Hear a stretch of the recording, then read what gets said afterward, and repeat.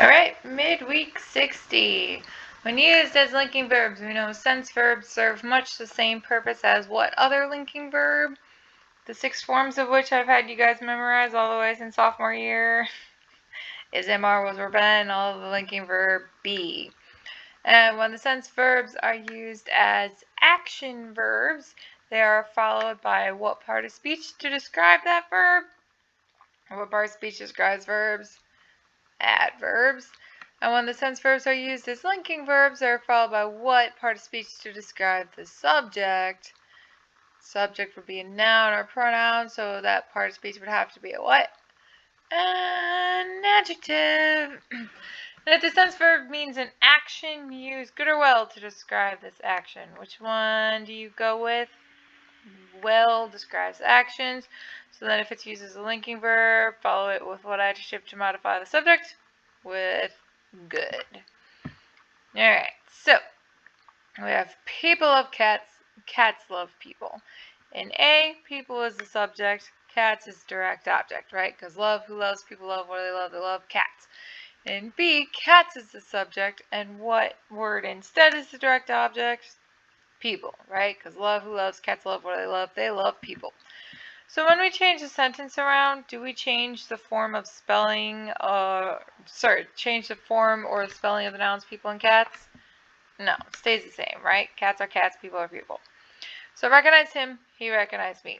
So when we flip the sentence around, do we use the same forms of the pronoun I and him? No, right? Because it comes he and me. So when it's nouns, people love cats, cats love people. When it's pronouns, I recognized him, he recognized me. So the words that change in form when their use in the sentence changes are the nouns or the pronouns? Those stinking pronouns. So the change in form of pronouns to show their relationship to other words in a sentence is called the case. Circle, star, highlight. The case of the pronoun. So if we have he, his, and him, all 3 pronouns are used to refer to the same gentleman. It's just the difference in their form is due to their difference in their what? In their case. So I recognized him, he recognized me. So the pronoun I in sentence A and the pronoun me in sentence B mean the same person, right? But are they in the same case? No, because they're not the same word, right? Same type of thing. The pronoun him in sentence A and the pronoun he in sentence B mean the same person, but are they in the same case? Again, no, because they're not the same word. So, circle, star, highlight. A pronoun is in the nominative case, nominative kind of meaning like naming case, when it fits before an action verb as the subject. Like he laughed, she fell, we won. If it functions as a subject, it's in the nominative case. So if we have the sentence, they blamed us, we have 2 pronouns, they and us. Which one is the nominative case because it's coming before an action verb? They, right? So then if we are going to circle the 3 pronouns that could be in the nominative case because they could serve as the subject of the sentence. Blank invited Jim. I, him, she, we, them, and her. So which 3 invited Jim? I invited Jim, she invited Jim, we invited Jim, right? But you wouldn't say like him invited Jim, them invited Jim, her invited Jim. You'd be like, oh, so wrong. Why are you saying it like that? You're uneducated. So then the opposite of nominative is the objective case. Circle, star, highlight. The objective case comes after an action verb as the direct object. So like pushed me, stopped him, asked her, me, him, and her would all be the objective case. So in that sentence of they blamed us, of they and us, which one is the objective case pronoun because it comes after the action verb? Us. It is the direct object because blamed, who blamed, they blamed, what they blamed, they blame us. So the 3 pronouns that could be the objective case for Jim invited, with those same pronouns, we would have Jim invited him, Jim invited them, Jim invited her. Easy enough. So if we have I, he, that should say she, we, and they versus me, him, her, us, them. Which groups consists of the objective pronouns, the ones that would be coming after the action verb? Those would be B. Okay? Now, if we have you saw it and it saw you, do the pronouns you and it change in form when we turn the sentence around? No, right? They still stay the same as you and it. So do you and it, like the other pronouns, have different forms for nominative and objective case? No, they stay the same, which is why things can get a little bit tricky, okay? So this is why we're going to really be looking at how the pronoun functions in the sentence, not so much memorizing which ones could be which case. So, again, circle to highlight, use the nominative case of a pronoun when it's used as the subject of a verb. So if you and I or you and me can study together, which one of those would be used as the subject? Would you say I can study or me can study? Obviously, I can study. And circle to highlight, use the objective case of a pronoun when it's used as the object of a verb, like a direct object, or the object of a preposition. And the objective object, right, that is kind of the hint that you use it for the direct object, object of the preposition. They match. So several friends save them or they for me or I. So several friends save which one? Them for me, right? You wouldn't say for I because I is a nominative case pronoun. Okay, so moving right along. Pronoun errors occur most often when pronouns are used in, pairs, or when a noun and a pronoun are coupled together, okay? So like he refereed the game versus Frank and he or him refereed the game. In sentence B, which pronoun is correct? Well, pretend like that Frank part isn't there. Which one would you go with? Him refereed or he refereed? He refereed. So you would never say like him pushed the car or me pushed the car. So don't make the same mistake by saying him and me pushed the car, right? Even combined, you wouldn't necessarily do that. So he and him and I or me counted the votes.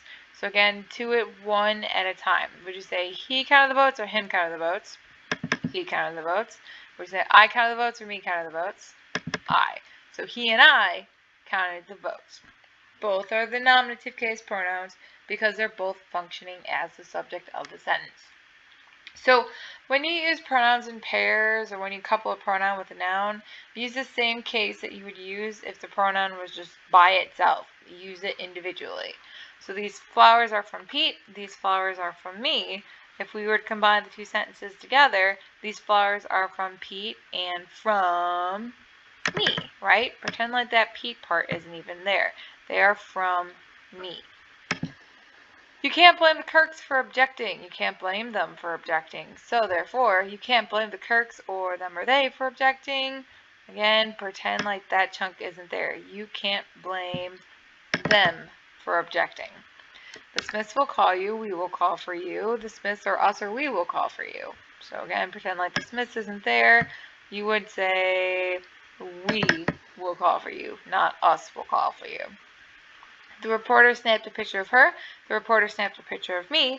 So the reporter snapped a picture of her, she, or and I, or me. So they snapped a picture of one at a time, her, and they snapped a picture of me. So they snapped a picture of her and me. So far easy enough? Hopefully so. So the Kennedys and we were the first to arrive. I know this sounds wrong, but the sentence is correct, and here's why. If we were to separate the subjects, we would say the Kennedys were the first to arrive, and we would also say we or us were the first to arrive. We would say we were the first to arrive.